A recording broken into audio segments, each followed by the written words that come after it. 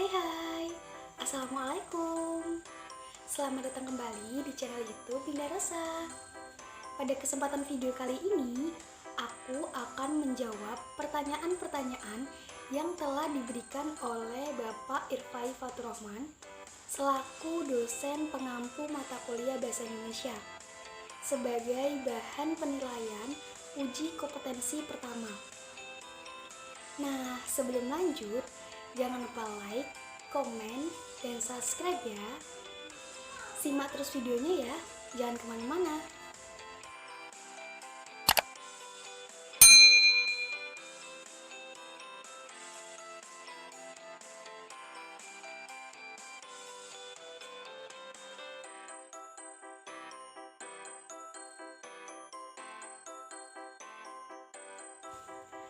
Jawaban dari pertanyaan yang pertama, menurut temuan saya di lapangan, faktor yang menyebabkan terjadinya kesalahan pada penulisan ejaan adalah karena kelalaian, ketidakpahaman, kurangnya penguasaan kosakata, kurangnya motivasi, dan karena bahasa ibu.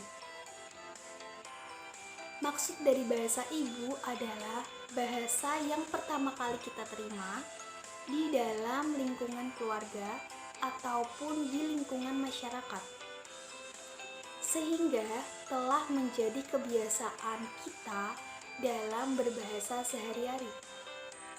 Di sini saya mempunyai 3 contoh kesalahan penulisan ejaan yang sering muncul di dalam kehidupan sehari-hari kita. Yang pertama adalah kesalahan penulisan ejaan pada kata sate, dan yang kedua adalah kesalahan penulisan ejaan pada kata gule, dan yang ketiga adalah kesalahan penulisan ejaan pada kata fotokopi. 3 hal ini menjadi tidak baku atau menjadi salah dikarenakan sudah menjadi kebiasaan dalam pengucapan masyarakat mengenai hal tersebut. Bisa jadi karena kelalaian, ketidakpahaman masyarakat mengenai ejaan yang benar dan kata-kata yang baku menurut Kamus Besar Bahasa Indonesia. Dan bisa jadi karena kurangnya motivasi masyarakat dalam penulisan ejaan tersebut, sehingga ejaan-ejaan tersebut menjadi tidak baku atau menjadi salah dan tidak sesuai dengan Kamus Besar Bahasa Indonesia. Jawaban dari pertanyaan yang nomor 2 adalah langkah-langkah membedakan antara kutipan langsung dan kutipan tidak langsung.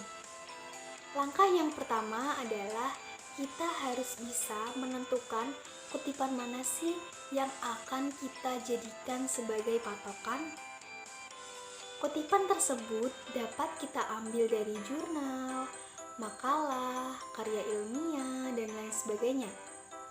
Di sini saya mengambil contoh kutipan dari jurnal.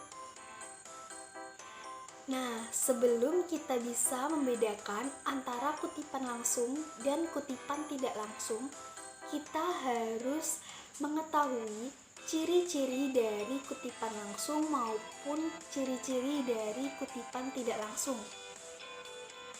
Kutipan langsung memiliki ciri-ciri teksnya itu sama persis, tidak ada perubahan dari teks aslinya dan apa adanya. Hanya saja, pada tahun yang tertera di dalam kutipan tersebut diubah menjadi tahun terbit dari suatu jurnal tersebut.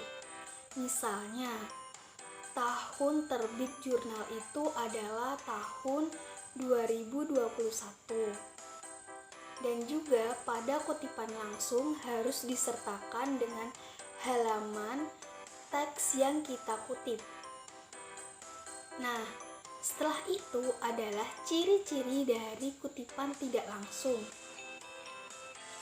Ciri-ciri dari kutipan tidak langsung adalah teksnya itu lebih ringkas, sesuai dengan pemikiran penulis, tetapi tidak mengubah maknanya.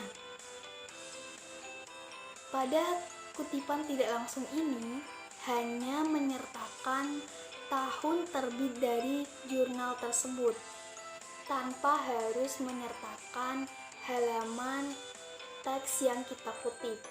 Karena jika kita menambahkan atau kita menyertakan halaman, jika kutipan itu dibaca oleh seseorang dan dicarinya, maka kutipan tersebut tidak akan ditemukan. Tetapi boleh juga dikasih halaman, seperti itu. Jawaban dari pertanyaan yang ketiga adalah perbedaan antara biografi dan bibliografi. Biografi adalah sebuah tulisan yang berisi penjelasan tentang kisah dan keterangan atau riwayat hidup seorang tokoh. Contohnya adalah biografi Ki Hajar Dewantara. Seperti ini. Sedangkan bibliografi adalah sebuah daftar yang berisi judul buku, artikel-artikel, dan bahan-bahan penerbitan lainnya yang mempunyai pertalian dengan sebuah atau sebagian karangan yang sedang digarap. Bibliografi ini sama dengan daftar pustaka. Contohnya adalah seperti ini. Jawaban dari pertanyaan yang keempat adalah perbedaan makna kata pukul dan jam. Dua hal ini seringkali diartikan sama, tetapi dua hal ini memiliki arti atau makna yang berbeda ya. Pukul memiliki makna saat tertentu. Maksudnya adalah waktu yang bisa diukur atau dipastikan ketepatannya. Contohnya adalah seperti ini. Sedangkan jam memiliki makna jangka waktu. Maksudnya adalah waktu yang belum pasti atau waktu yang belum bisa dipastikan ketepatannya. Contohnya adalah seperti ini. Jawaban dari pertanyaan yang kelima adalah maksud dari sistem bunyi yang bermakna. Berarti suatu sistem yang memiliki susunan berpola teratur yang membentuk keseluruhan yang bermakna atau berfungsi. Bahasa berwujud lambang-lambang. Misalnya dari A sampai Z. Bahasa berbentuk bunyi-bunyi yang bermakna yang dikeluarkan oleh alat pengucap manusia. Sistem bunyi yang bermakna memiliki keterkaitan dengan pengguna bahasa, yaitu bahasa merupakan seperangkat bunyi bersistem yang dikeluarkan oleh alat pengucap manusia. Dalam berbahasa, kita memerlukan sistem berpola teratur agar bahasa yang dikeluarkan oleh alat pengucap manusia dapat digunakan dan dimengerti oleh sesama manusia yang lain. Seperti itu adalah kaitan antara sistem bunyi yang bermakna dengan pengguna bahasa. Jawaban dari pertanyaan yang keenam, faktor yang menyebabkan terjadinya kesalahan tanda baca koma, yaitu tanda baca koma tidak dipakai dalam unsur pemerincian. Tanda baca koma tidak dipakai di antara nama orang dan gelar akademis. Tanda baca koma dipakai di belakang kata penghubung antar kalimat. Contoh dan pembenarannya seperti ini. Jawaban dari pertanyaan yang ketujuh adalah perbedaan antara tanda titik dua dan tanda titik koma. Tanda titik dua adalah tanda yang digunakan di akhir pernyataan lengkap yang diikuti oleh pemerincian. Contohnya adalah seperti ini.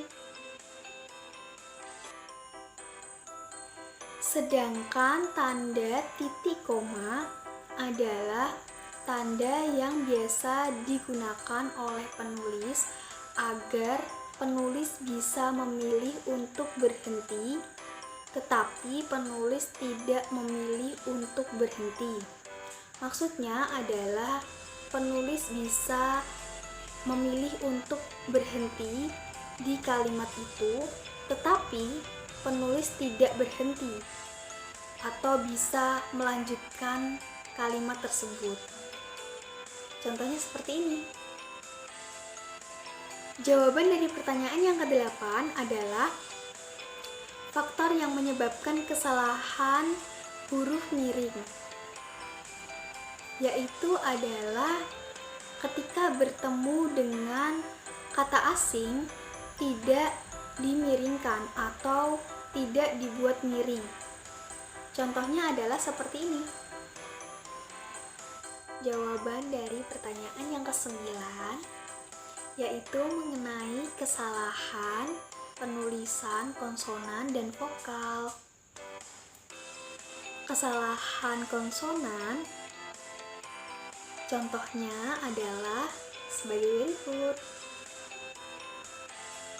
Contoh yang pertama menjadi salah, yaitu karena huruf konsonan yang seharusnya ditulis dengan fonem DHA justru malah ditulis dengan fonem DO.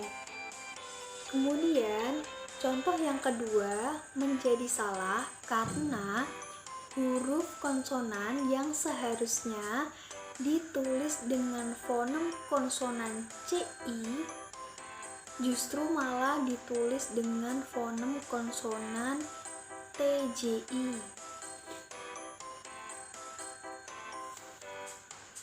Kemudian adalah kesalahan penulisan kemudian adalah kesalahan penulisan kata vokal. Contohnya adalah sebagai berikut. Ada dua contoh, yaitu Sariroso dan Artomoro. Kesalahan pada kedua contoh tersebut adalah huruf vokal yang seharusnya ditulis dengan fonem vokal A justru malah ditulis dengan fonem vokal O. Nah, itu tadi adalah jawaban dari pertanyaan-pertanyaan yang telah diberikan oleh Bapak Irfai Fatur Rahman selaku dosen pengampu mata kuliah Bahasa Indonesia. Semoga apa yang saya sampaikan dapat bermanfaat bagi kita semua, terutama bagi saya. Dan saya mohon maaf apabila ada kesalahan kata, kesalahan dalam saya menjawab pertanyaan. Saya mohon maaf yang sebesar-besarnya. Saya rasa cukup sekian video saya kali ini. Sampai jumpa di video saya selanjutnya ya. Terima kasih bagi yang sudah menonton. Wassalamualaikum warahmatullahi wabarakatuh.